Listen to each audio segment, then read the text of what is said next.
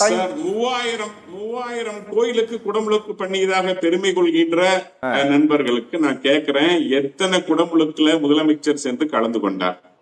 ஆட்சியே அவருடைய ஆட்சி, அவர் கீழ இருக்கக்கூடிய அமைச்சர் அவர் கலந்துக்கணுங்கிற அவசியம் இல்ல.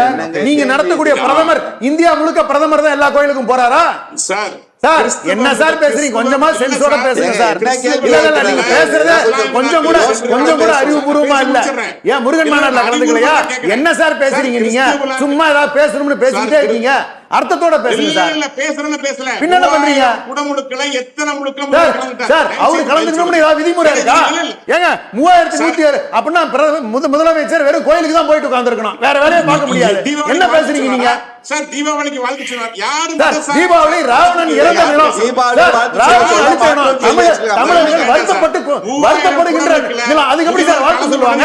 தீபாவளி வடநாட்டுல வேணா அது உங்களுக்கு வடநாட்டுல ராமர் வந்ததா இருக்கலாம், இங்க ராவணன் வம்சம். நாங்க ராவணனை அழிச்சல கொண்டாட சொல்றீங்களா? அதுக்கு வாழ்த்து சொல்றீங்களா? என்ன சார் பேசிட்டு இருக்கீங்க நீங்க? சார் சும்மா நிப்பாட்டுங்க சார். தமிழர்களுக்கு நான் சொல்றேன், ராவண வம்சத்தை இப்படிலாம் பேசக்கூடாது நீங்க. ஆமா நாங்க இப்படிதான் இருப்போம். இதுல என்ன பண்றதுக்கு இருக்கு? தீபாவளி வடநாட்டுல ராமர் வந்ததை கொண்டாடுறது.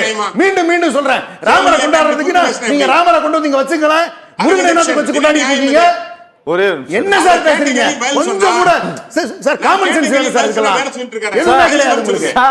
இல்ல இல்ல நீங்க எப்படி தீபாவளியை கொண்டாட வைக்கிறீங்க சார்? ராவணன் அழித்ததாக சொல்லப்படுகின்ற இடம். சரி ஓகே ஓகே சார். தமிழர்கள் ராவண வம்சமா இருக்கிறவங்க ஏன் கலந்துக்கலாம்னு கேட்டா இவ்வளவு கோவிச்சுக்கிறாரு அவரு. கோவிச்சுக்கிறதா இல்ல சார், அர்த்தத்தோட பேசுறேன்னு சொல்றேன் சார். கிறிஸ்துவர்கள் ஃபங்க்ஷன்ல போய் இந்து மதத்தை குறித்து தவறா பேசுவாங்க சார். எங்க சார் தவறா பேசுறாங்க? எங்க சார் தவறா பேசுறாங்க? ஒதுக்க மாட்டாங்க சார். நீங்க இடிக்காத கோயில்களா சார்? வடநாட்டுல நான் பட்டியலிடுறேன் எத்தனை கோயில் நீங்க இடிச்சிருக்கீங்க, நான் காட்டவா? அதானிக்கு கொடுக்கிறதுக்காக ஒரு கோயிலுக்கு பதிலா குஜராத்ல இடிச்சீங்க. அது என்ன கணக்கு? ஒரு கோயில் இடிச்சோம்னு சொல்லுங்க பார்க்கலாம். அதானிக்குனா உங்களுக்கு கோயில் இடிப்பீங்க, இங்க எந்த கோயில் ஒரு கோயில் இடிச்சா நீங்க சொல்லுங்க சார் பார்க்கலாம். ராஜா சார் தப்பா பேசிக்கிட்டு பொய்யா சொல்லிக்கிட்டு முடிச்சிடுறேன். என்ன நீங்க முடிக்க போறீங்க?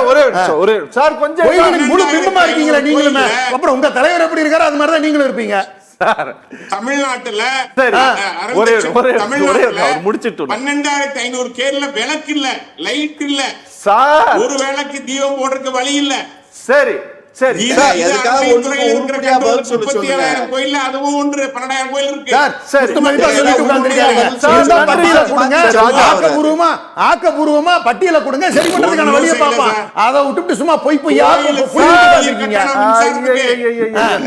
சார். நன்றி சார். சார் ரொம்ப நன்றி சார். என்னமோ அது மட்டும் இல்ல, பிள்ளையார உடைக்கிறாங்களா?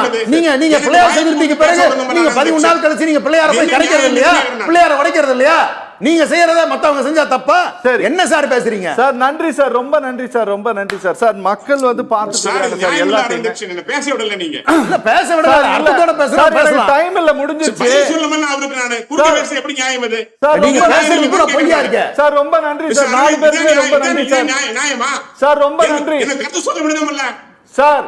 ஏன் கருத்து சொல்ல விடணும்ல சார்? நீங்க 3121 கோயிலுக்கு எந்த கோயிலுக்கு கும்பாபிஷேகம் நடக்கும்போது போனாருங்கிறீங்க. 10 வருஷம் ஆகும் சார் போறதுக்கு. 10 வருஷம் கோயிலுக்கு போனாரான்னு கேக்குறேன் சார். நானு இல்ல ஒரு கோயிலுக்கு போனாரான்னு கேக்குறேன். சரி, அவருடைய ஆட்சியில நடக்கிற பெரிய விஷயம் சார். நல்லது சார், நல்லது, ரொம்ப நன்றி சார். நீங்க நடத்தல சார், அது மக்கள் பணம். மக்கள் பணம்னாலும் மக்களுக்காக செய்யக்கூடிய தலைவரா திராவிட மாடல் இருக்கு. பட்டியல் வெளியிடுங்க. நீங்க என்ன பண்ணிருக்கீங்க? ஒத்த ராமர் கோயிலை கட்டிட்டு ஊரெல்லாம் கதை பேசிட்டு இருக்கீங்க.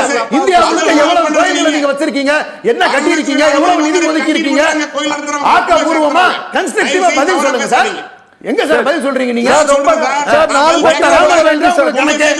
மீதி கோயில்கள் எல்லாம் எங்க போகுது? நிகழ்ச்சி முடிக்கிறேன் சார். ரொம்ப நன்றி சார். யார் ஆக்கிரமிப்புல இருக்கு உங்க கோயில்கள் எல்லாம்? சார் ரொம்ப நன்றி சார். நம்ம பேசுனது எல்லாத்தையுமே ஜனங்களும் பார்த்துட்டு இருப்பாங்க சார்.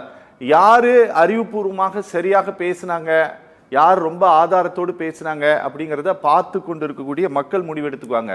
நாகராஜ் சார், ராஜா, அவங்க 2 பேத்துக்குமே சொல்றேன். காரை செல்வராஜ் சார் உங்களுக்கும் கூட தான்.